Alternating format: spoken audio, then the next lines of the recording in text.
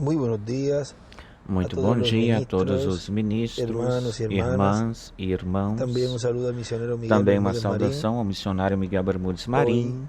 sábado Hoje, 9 sábado de 9 de diciembre de este dezembro año deste ano 2023. 2023. Realmente una bendición y Realmente é privilegio uma poder enviar bênção e estas um palabras de privilégio saludo poder enviar estas palavras de saudação todos los que nos están escuchando a a todos través del aqueles que satélite estão nos Amazonas escutando pelo satélite y también el Amazonas satélite e também pelo Eutelsat satélite 8 Eutelsat e 8 internet.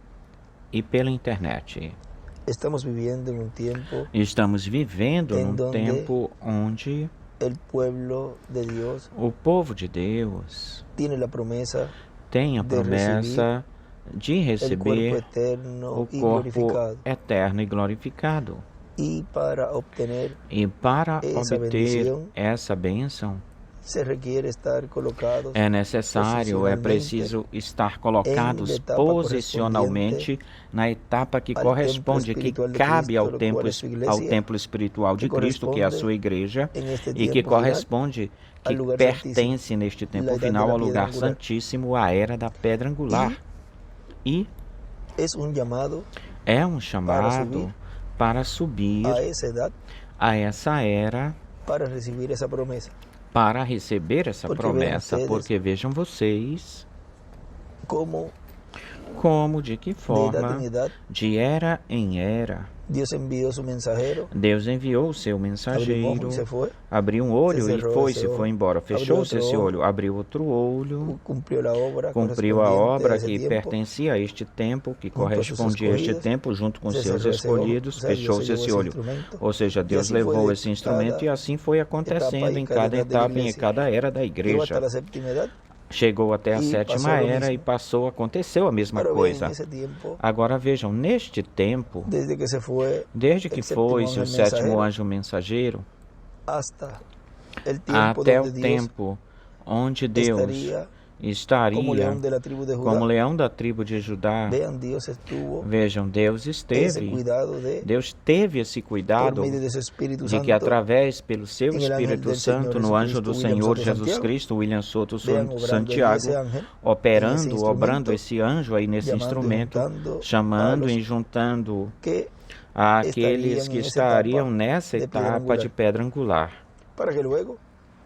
para que depois, então, ia se fazer essa parte e essa etapa da separação, da segregação, depois que terminou essa sétima etapa, a qual que correspondia à última etapa da igreja de Laodiceia.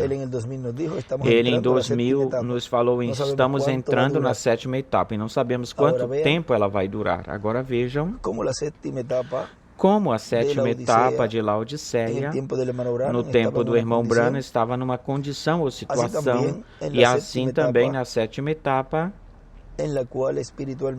na qual espiritualmente se estava percorrendo 7 etapas.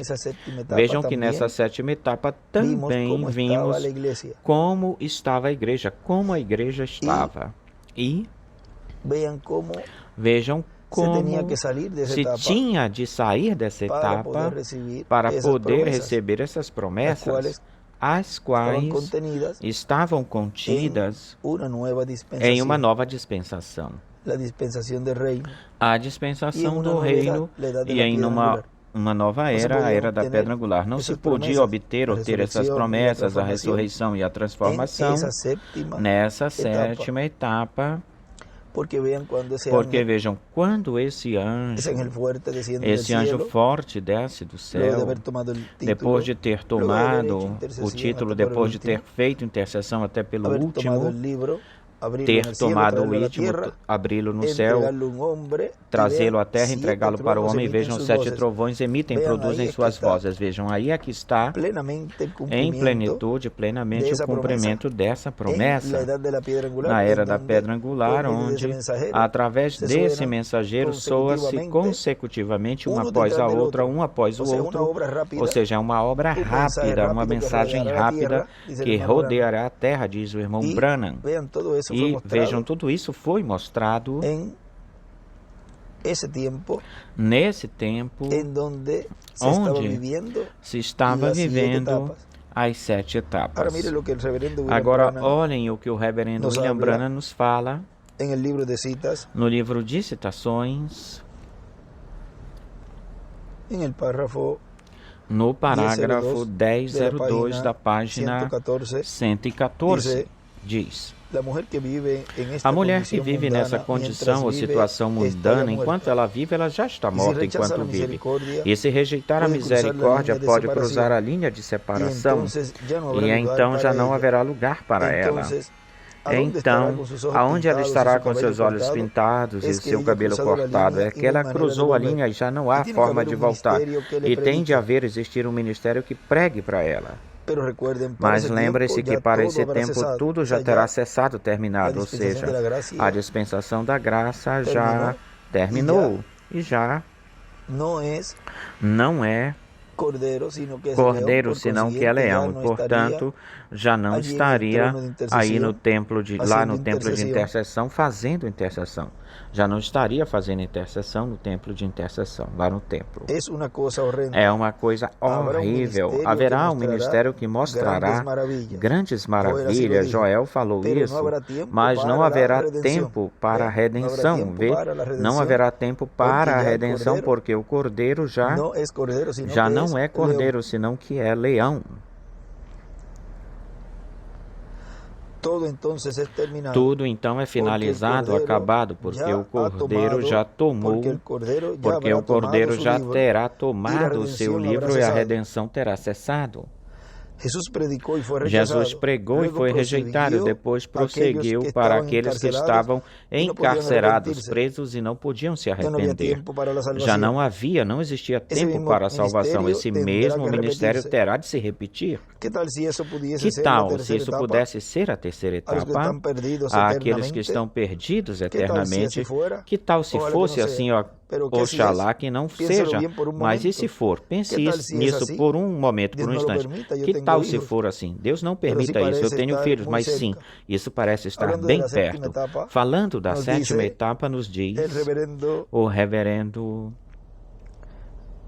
William Soto Santiago, doutor William Soto Santiago, na mensagem O que quer dizer isto?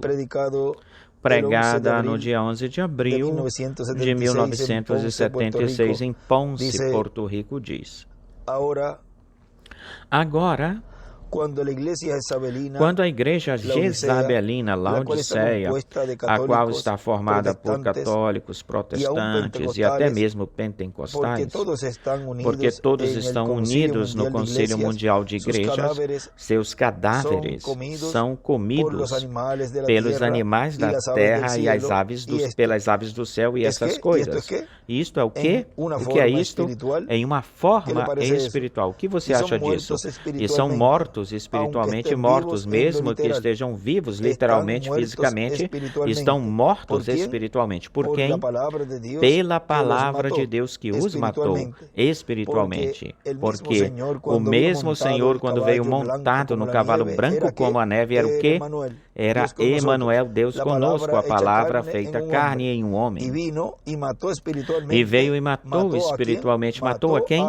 Matou a Jezabel espiritual e ao Acabe espiritual. Então vemos que os matou espiritualmente. A ambos os matou. Portanto, vemos que no espiritualmente tem acontecido morte espiritual pela palavra de Deus. Por isso você vê na mensagem pregada Almas Encarceradas Hoje, isso é um extrato desse que lemos, é um extrato dessa mensagem, Almas Encarceradas Hoje. Agora, literalmente, fisicamente continua vivendo. O mais triste, o mais difícil é estar morto e estar vivo ao mesmo tempo. Estar vivo na carne e estar morto espiritualmente. Essa é a morte mais triste. É uma morte muito triste por causa de que a pessoa, quando ela morre, o pecador, depois que ele morre, para onde ele vai? para o inferno, para a quinta dimensão. E depois que uma pessoa espiritualmente morreu, onde é que ela se encontra? Onde é que ela vai? Para onde é que ela está presa? Na quinta dimensão. É por isso que então podemos ver e ouvir a mensagem pregada: almas encarceradas hoje, estando vivas, estão mortas espiritualmente e estão no inferno, já presas, encarceradas na quinta dimensão e não sabem disso. Por isso é que aquele que morre espiritualmente já pertence à quinta dimensão, e então a vida que vive é uma vida de onde? Da quinta dimensão, uma vida espiritual da quinta dimensão. E essa é a classe, o tipo de vida espiritual que está vivendo, que está sendo vivida pela igreja por Laodiceia. Laodiceia encontra-se ou está vivendo uma vida espiritual da quinta dimensão, onde as aves e as bestas do campo, estas aves e bestas do campo são aves e bestas espirituais, que não é outra coisa a não ser espíritos ou demônios da quinta dimensão manifestando-se e destruindo aqueles que estão aí na era de Laodiceia. Agora lembre-se, como lhes falei, que essa sétima etapa, onde ele nos disse que estávamos entrando no ano de 2000, e vejam, e ela terminou por aí entre 2018 e 2019, no princípio de 2019, por aí, tem um entrelaçamento. Vamos colocá-lo desde 2016 ou 2017, por aí, até 2019, ou seja, nesse tempo, nesse entrelaçamento, onde já se estava acabando, terminando essa etapa, e o chamado era para subir e não ficar aí. Agora, olhem a condição, a situação em que a igreja estava. Olhem a condição, a situação de como a igreja estava. Agora vejam, esse chamado que era para subir, o faz o próprio Senhor, o faz. Sobe aqui, porque Ele é a porta. E essa voz é uma voz que sai desse instrumento que está vivendo neste tempo final, e o qual, quando ele tomou o livro e desceu e o entregou para esse homem, ou a esse homem ver, tinha que ser um ministério que estivesse na terra para poder receber esse título de propriedade, e então lhe é encomendado que profetize sobre muitos povos, nações e línguas. Ou seja, tem que estar vivo para realizar essa obra, mas vejam que é outro véu de carne, porque esse olho já se fechou, ou se fechou, e Deus então abre seus dois olhos, seus próprios olhos, ou seja, os ministérios de Moisés e Elias, os quais estão representados no templo espiritual, lá na sétima dimensão, no lugar santíssimo, estão representados nos arcanjos Gabriel e Miguel. Agora olhem, continua dizendo: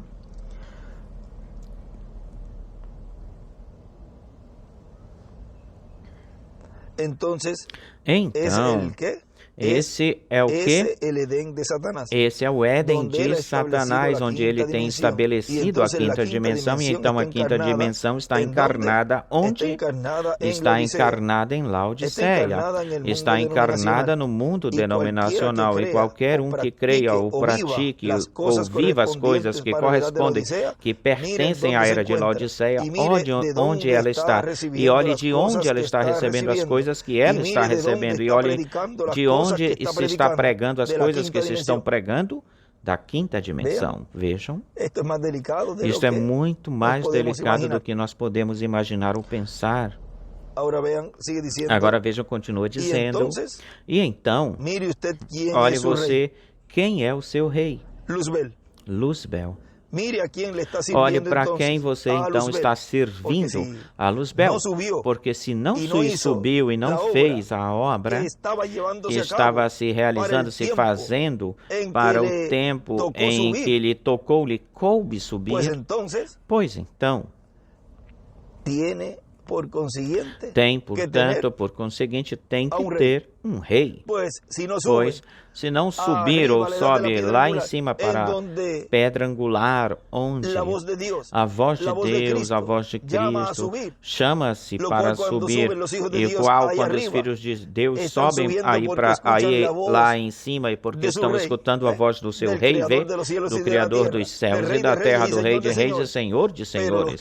Mas aqueles que não sobem, vejam, ficam aqui embaixo, em Laodiceia, na sétima etapa, onde o irmão William nos colocou, vejam, ficam aí, mas já como essa era já passou, já se fechou, eles sem perceberem, sem dar-se conta, pensam que estão na pedra angular, e pelas suas obras, e por quanto não creem nesse rei que os mandou subir, pois não estão lá em cima, estão na sétima etapa, todavia estão na sétima etapa, e vejam quem é o seu rei, a quem estão servindo. Diz, olhem, a quem estão servindo, então, a Luzbel. É por isso que quando esse lugar já foi transformado no Éden de Satanás, é por isso que Deus diz para seus filhos, saiam daí, saiam daí. Então são colocados no Éden de Deus lá em cima.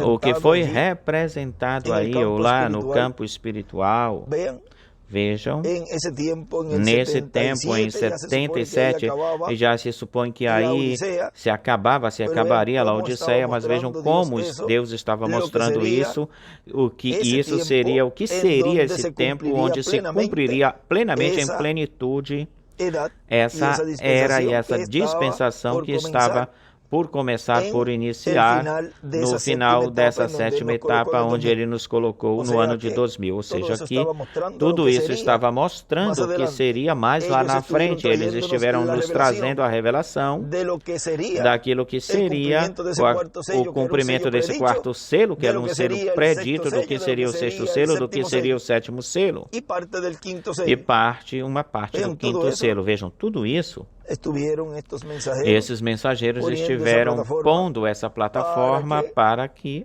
quando Deus estivesse cumprindo isso do qual eles falaram, então os escolhidos pudessem ver e receber, e escutar e obedecer esse chamado para subir mais lá em cima e sair daí. Agora vejam as coisas que correspondem, pertencem a esse tempo de Laodiceia, pois aquele que permaneça fazendo essas coisas, as quais na igreja, como a igreja vinha fazendo, vejam, vinha de uma forma, andando de uma forma em que não era a forma, nem era o povo pronto, preparado para recebê-las. Vinha de uma forma, de um jeito que não era a forma para se receber as bênçãos da transformação. Deus não podia cumprir a ressurreição no meio de um povo assim, desse jeito, e muito menos na dispensação da graça, e menos ou muito menos na sétima etapa, onde já Deus saiu daí.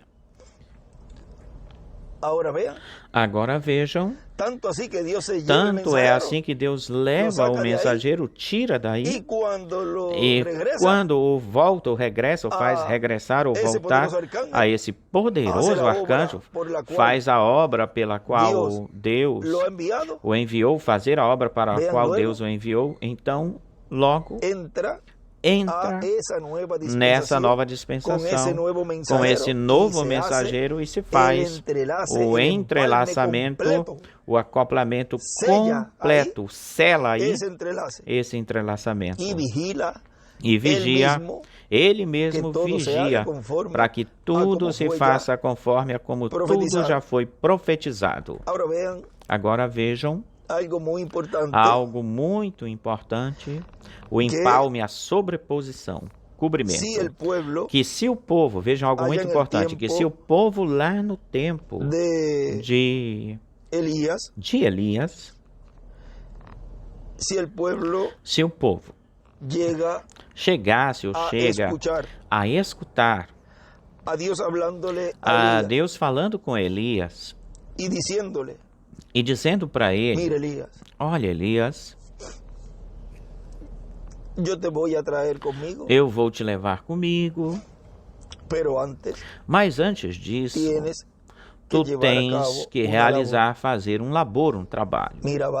Olha, tu vais ungir a Azael por rei da Síria, a Jeú por rei de Israel, e a Eliseu o vais ungir por profeta no teu lugar.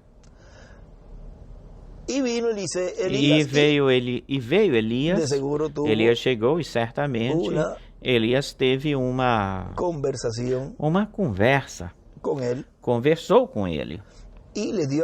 Ele deu a conhecer todo o programa que iria seguir, esse ministério iria continuar, seguir realizando, continuar realizando. E vejam vocês, se as pessoas chegassem a escutar isso, pois, ora, certamente, de seguro, certamente estivessem de olho em Elias e buscariam a Azael, a Jeú, e eles mesmos estariam ou estivessem preparando tudo para que Elias fizesse esse labor, esse trabalho. E podiam colocar a perder o programa divino. Vejam, se um homem desobedeceu a Deus e quebrou, rompeu o programa da Bíblia, e isso que foi uma coisa diretamente de Deus com ele, direto de Deus com ele, que foi esse homem, foi Moisés, quando disse que falasse para a rocha a segunda vez, e ele a feriu, e isso causou um desastre, ou seja, isso quebrou todo esse tipo de figura, muito mais ou quanto mais pessoas que escutem algo que não deveriam escutar e conheçam algo, pois colocariam a perder toda a obra de Deus nesse tempo. Vejam, assim aconteceu em todos os tempos, acontecou assim. Se tivessem escutado também lá o que o anjo do pacto falou com Moisés na sarça, que lhe disse que eu os tirarei, os libertarei com mão poderosa, lhe deu o nome e lhe deu tudo.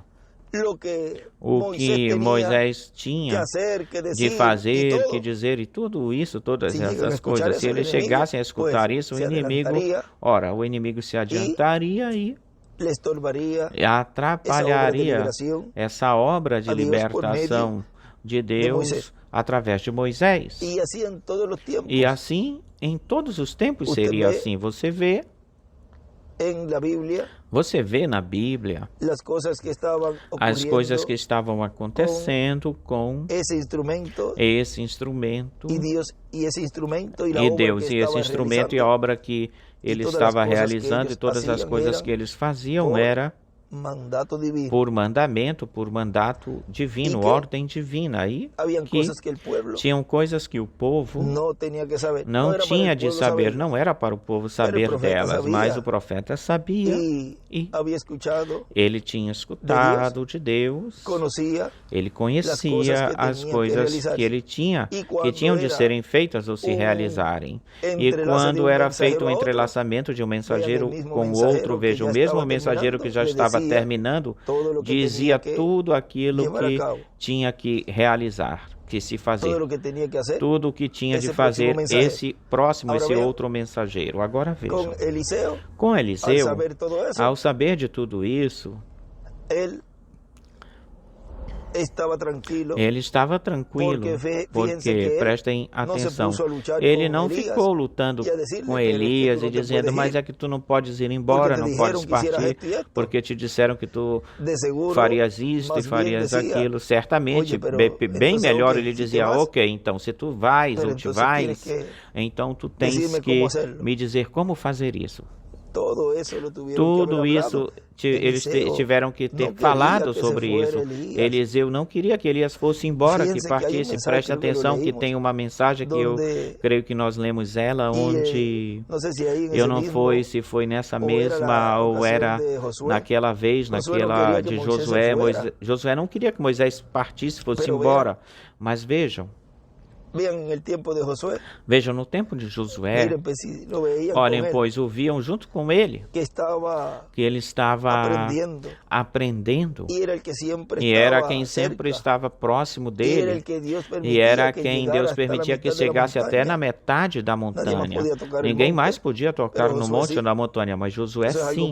Isso é uma coisa muito importante. Agora vejam, que pelo contrário, o que eles tinham de fazer é, bom, Moisés foi embora, partiu, agora tu ficaste, e agora, pois, vamos estar braço a braço contigo, lado a lado, e vamos entrar juntos à terra prometida que Deus nos prometeu, que ele falou com Abraão, nosso pai, que daria ela para nós, e estariam braço a braço com Josué, junto de Josué, e assim obter essa promessa. Não creiam que isso aí foi algo assim simples. Aconteceram, houve lutas, houve batalhas com o próprio povo, porque não estavam de acordo com a forma provista por Deus para realizar, fazer essa obra. Vejam, se o que Deus deseja é cumprir a promessa para seus filhos, o que Deus deseja para o seu povo é que recebam as bênçãos, e o povo, o que ele tem de fazer é, se isto aqui é o que tu prometeste, e é desta forma, pois o que eu desejo é as bênçãos, o que eu desejo é a minha transformação, Senhor. Se tu dissestes e no teu programa está que seja feito, seja realizado assim, pois eu creio, eu respaldo isso 100%. Vê? Mesmo que não entendo, mas o crê de todo o coração, crê. E então vem ser colocado nessa etapa para receber posicionalmente, em posição, essas bênçãos. É por isso que o irmão Branham enfatizava, dizia muito que quando a noiva reconheça a sua posição, quando a noiva reconheça aquilo que ela é, o rapto acontecerá. Ou seja, quando esteja colocada, a igreja noiva esteja colocada no lugar correto, exato, com o mensageiro correto, e no tempo correto, o rapto acontecerá. Mas vejam, tudo isso aí tem um processo aí no qual, ou nele, tal como aconteceu com Eliseu e como aconteceu com Moisés e com Josué e com Elias e com Eliseu, Moisés e Josué. Vejam, todas essas ocasiões ou vezes em que Deus estava cumprindo e realizando uma obra, e o próximo era aquele que iria terminá-la, finalizar a obra. Tem coisas que Deus as reserva e as guarda para que não existam imitação ou imitações, e nem tampouco que vão ficar, as pessoas possam ficar sem passar por esse tempo de prova ou provação, passar por esse tempo de tirar do coração aquilo que as pessoas têm, porque, olhem, enquanto tudo estava correndo assim, tudo normalmente, muito bem, pois tudo estava bem, aparentemente tudo estava bem, tudo estava certo. Mas vejam, aí estava, esses três grupos estavam percorrendo aí por dentro do povo, porque sempre existem três grupos: o crente, o manufaturado e o incrédulo. Sempre estão juntos, mas vejam, quando é que Deus permite que se faça essa separação, essa segregação? E aí, com a mesma palavra que nós lemos aí, essa parte, é a própria palavra que faz essa separação. E aí, quando se acende a luz, e se diz que o que é correto e o que é incorreto, aí começam a correr, e tem um corre, e diz que o cará, baratas e grilos, e rápido isso aí, vocês podem ver que isso não poderia ser feito em outra era, nem tampouco na sétima etapa onde ele nos colocou. Tinha que ser nesse tempo desse chamado, e onde todavia ainda estava-se nesse tempo, o qual estava mostrando o que seria, o que aconteceria mais lá adiante. Agora vejam que isso também representava a ceia. Vejam que a ceia das bodas do Cordeiro estava representada aí também nessa parte onde tinha uns sem a vestimenta de boda e diziam, mas como é que essa pessoa vai estar colocada e metida aí dentro? Vê que é aqui no meio do povo onde nós estamos nessa ceia espiritual comendo esse maná escondido, mas aí do lado também existem pessoas que não eram ou não pertenciam para receber e não eram ordenadas por Deus para receber ou receberem esse maná escondido. Poderiam podem ter na frente deles isso, podem ler isso, mas pelo contrário, o que eles buscam é ter algo para atacar, para combater. Muitas vezes dizia, mas fala-nos, diz-nos já abertamente, fala-nos. Mas pelo contrário, o que eles queriam era saber e conhecer para atacar. Diziam para Jesus, falavam com Jesus, se és o Filho de Deus, já nos fale já e não nos turbe. Mas olhem, para o que é que eles queriam saber se ele fosse ou era o Filho de Deus? Para terminar crucificando-o. Ou seja, o incrédulo e o manufaturado, pré-fabricado, ele não deseja receber a revelação para então crer.